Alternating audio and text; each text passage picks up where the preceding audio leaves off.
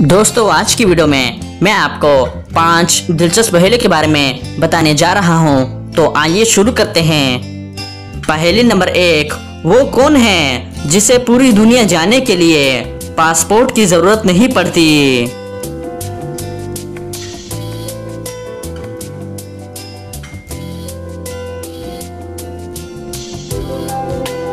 इसका सही जवाब है बरतानवी मलका क्वीन एलिजाबेथ। पहेली नंबर 2, हिजरे अस्वद का असल रंग क्या था?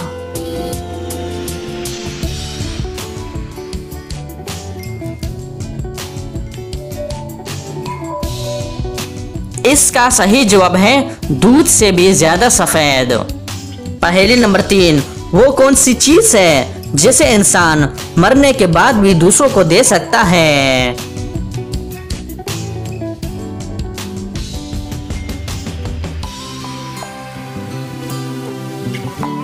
इसका सही जवाब है अपने आज़ा का अथिया।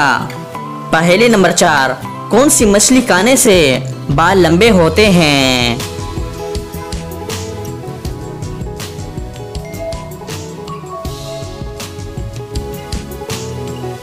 सही जवाब है सालमन मछली।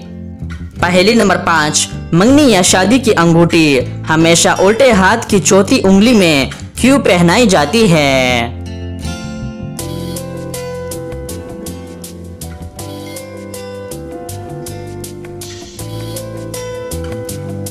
इसका सही जवाब है क्योंकि इस उंगली से एक रग दिल की तरफ जाती है।